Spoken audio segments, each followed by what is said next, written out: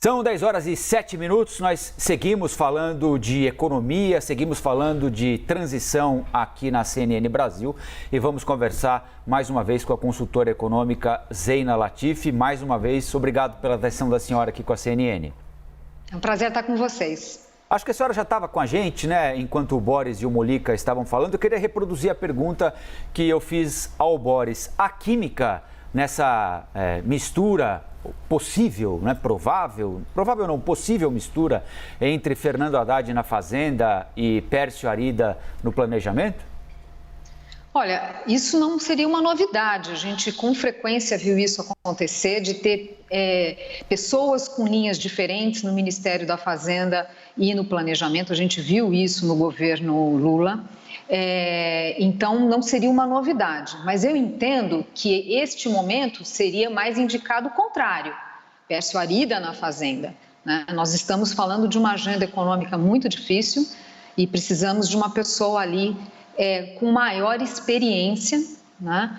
E que passe uma credibilidade, empreste, né, a sua reputação, empreste a sua credibilidade para o novo governo. Então, acho que seria a combinação contrária, essa sim seria mais adequada.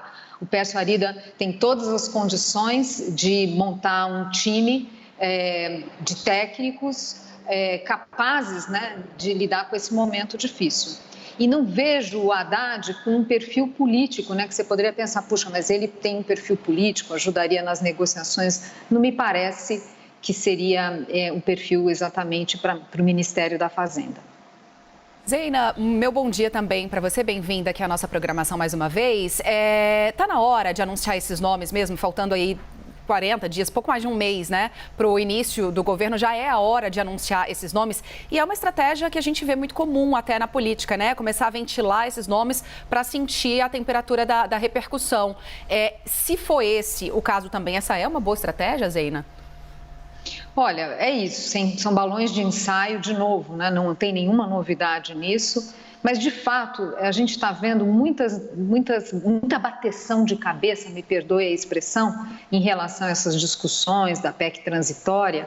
E assim, são temas importantes, a gente está falando de uma licença para aumentar gastos muito grande, de programas que precisam de aperfeiçoamento e não tem um time técnico por trás. Então, para além da questão de sinalização a investidores, aos agentes econômicos, e a gente vê muita ansiedade no setor produtivo, fala-se muito do mercado financeiro, mas a gente vê classes, né, segmentos do empresariado muito preocupado com os rumos que estão sendo colocados aí na questão fiscal, preocupação com juros altos, preocupação com inflação. Então, não é uma coisa só do mercado financeiro, é dos agentes econômicos como um todo. Então, acho adequado começar a ter, né, quer dizer, ter, na verdade, uma definição até para poder participar dessas discussões em relação ao orçamento do ano que vem. Zeina, a Priscila Yasbeck quer fazer uma pergunta também. Oi, Zeina, obrigada pela sua participação.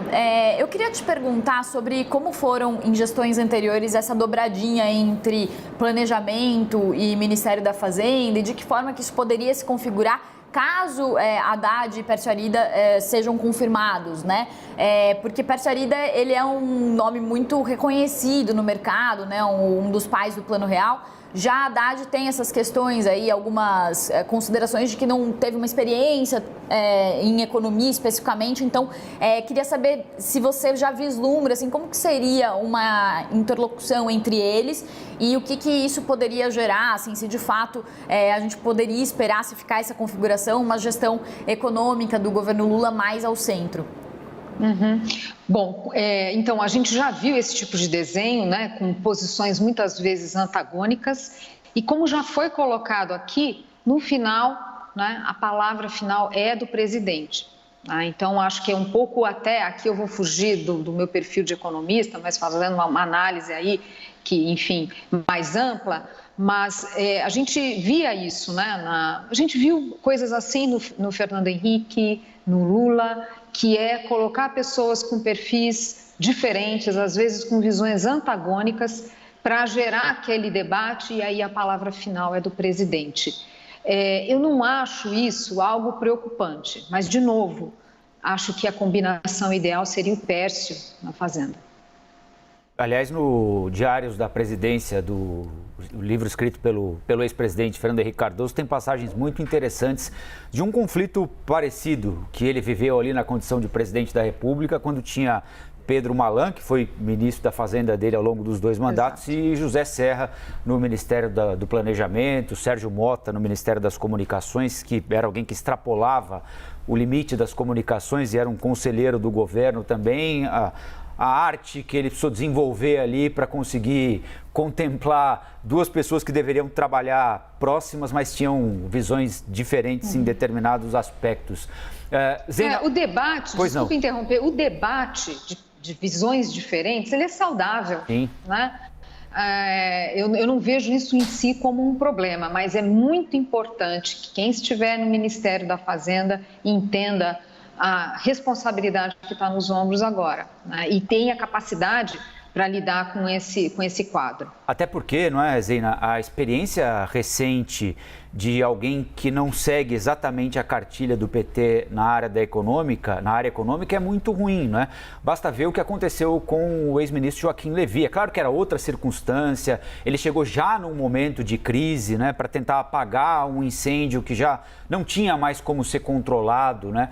Mas ele apanhou e apanhou muito ali até que a ex-presidente o trocasse por alguém alinhado com o partido, o ex-ministro Nelson Barbosa, né? Então, também não é tradição do PT, e aqui não é uma crítica, nem um julgamento, é uma constatação, né? Aceitar bem, especialmente nessa área da economia, quem não entende como o partido, como as coisas devem ser, né? Olha, esse ponto seu é bem interessante, porque no final o ministro da Fazenda não pode ser alguém que se está colocando ali apenas para fazer, né, dar uma sinalização para os mercados, para acalmar. Precisa ser fruto de convicção da necessidade de ajuste. O presidente precisa entender que ele precisa conduzir, né, de forma cautelosa a economia. Então, é a convicção do presidente, não é simplesmente uma sinalização, porque sinalização, se ela não tem alicerce, ela se perde, foi o que a gente viu ali no 2º mandato da presidente Dilma.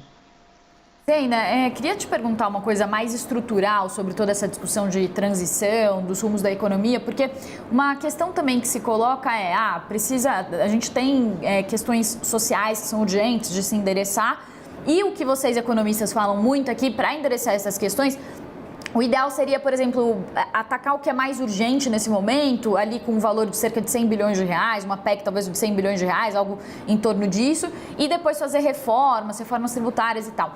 E eu lembro de alguns economistas que eles vêm falando o seguinte, que a reforma tributária seria uma forma, por exemplo, de financiar, né, esse aumento de gastos ou dar vazão para esses programas sociais que ficaram muito parados ou que estão muito aquém do que seria necessário para a nossa realidade hoje. Você acha que é possível fazer isso com essa configuração que a gente tem de Congresso, com essas negociações que tem entre Lira e o atual e o novo governo, na verdade, o novo governo, você acha que a gente vai conseguir avançar em alguma pauta como essa e conseguir caminhar com isso de uma forma mais estrutural, ou a gente vai continuar eternamente nessas discussões de política sem caminhar com pautas importantes na economia? Olha, tem vários pontos que você tocou aqui. A gente está vendo a dificuldade de avançar essas discussões de uma licença maior, quer dizer, uma expansão maior dos gastos, essa garantia, por exemplo, do futuro Bolsa Família para um período mais extenso. A gente está vendo as dificuldades disso avançar no Congresso. Que ótimo! É assim que tem que ser. A gente tem que entender que a concorrência na política, o ter uma oposição clara, isso é muito saudável para o país, coisa que o PT não viveu no passado, essa oposição, né? A gente teve muitas vezes excessos na condução da política fiscal, principalmente, e com uma postura muito leniente da oposição. Bom, deu no que deu. Então, primeiro, o que eu acho saudável, a gente pode às vezes não concordar com a forma, a gente pode, enfim, mas essa concorrência, na política, ela é saudável para o país, para qualquer país. É isso que a gente aprende dos cientistas políticos, né? É bom para a nossa democracia, é bom para as políticas públicas. Tem muito a se aprimorar, mas é algo positivo essa dificuldade toda que está acontecendo. Eu ficaria muito preocupada se tudo tivesse saindo com muita facilidade e aí uma expansão de gastos preocupante, né? Então, o primeiro ponto é esse. Segundo ponto, essa discussão de reformas estruturais, aquilo que é relacionado à contenção das despesas obrigatórias, a gente sabe, né, o quanto o orçamento no Brasil é congelado, é rígido, né, por causa de despesas obrigatórias, destoando até o Brasil do resto dos países. A gente sabe que só com reformas estruturantes, isso precisa ser iniciativa do Poder Executivo, né? Essa convicção tem que ser do Executivo. A gente viu a dificuldade do governo Bolsonaro, né? O próprio Bolsonaro não queria avançar em alguns temas estruturantes, inclusive contrariando os técnicos do Ministério da Economia. Então, o presidente precisa abraçar isso e, obviamente, fazer as articulações. Não é o Congresso que vai ser mais realista que o rei. Então, essas reformas que mexem no bolso de todos nós precisa sim partir do Executivo e com muita clareza do objetivo ali. Aumento de carga tributária, né? Você colocou essa questão de repente, faz uma reforma tributária e embute ali um aumento, eu acho que seria um grande equívoco e não acredito que o Congresso também vá nessa linha.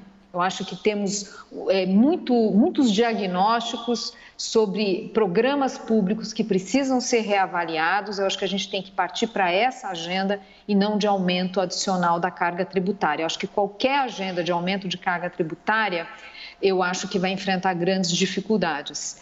Então, enfim, vamos avaliar isso. Agora, um ponto importante em relação ao Auxílio Brasil, né, futuro Bolsa Família. Acho que uma discussão do tipo, olha, vamos renovar por um tempo, mas condicionado, e aí não precisa ser emenda constitucional, mas condicionado a um determinado prazo, uma reformulação, e aí sim, se for necessário, fazer uma emenda à Constituição. Então, eu acho assim, tem muita coisa para melhorar nessa discussão da renovação, né, do Auxílio Brasil. E a gente vai encerrando essa semana sem o texto, né? Sem a entrega do texto definitivo, da proposta definitiva do governo eleito. Se passar da semana que vem, né, a coisa vai ficando cada vez mais complicada, né? O tempo vai ficando cada vez mais curto, né, Zeina? Como é que você está vendo esse tic-tac aí do relógio? Olha, a gente já tem visto essas discussões de procurar um plano B, de fazer uma coisa um pouco mais localizada via medida provisória, com aí, né, essa discussão com o Tribunal de Contas, o Supremo, e deixar para aprovar o orçamento o ano que vem, daí vale a regra do duodécimo. Então, assim, alguma solução, ela não tem como, ela tem que vir, né? Tem um orçamento que tem que ser aprovado, senão agora lá adiante. Esse caminho do plano B, eu acho que pode ter méritos. Veja, é claro que o ideal, dado que a regra do teto é uma medida constitucional, o instrumento correto seria a emenda constitucional. Mas nesse caso de você fazer uma coisa temporária, condicionada a uma revisão, não se está falando isso de condicionar a revisão, isso acho que seria saudável se fazer, mas enfim, essa busca do plano B, ela pode ser saudável. Então, no fundo, o que eu estou querendo dizer é o seguinte, olha, melhor ter essa dor de cabeça agora e ter que encontrar outras soluções do que sair do jeito que estava sendo proposto. Muito bem. Queria agradecer mais uma vez a consultora econômica Zeina Latif pela atenção aqui com a CNN. Obrigado e bom dia. Eu que agradeço. Até uma próxima. Até.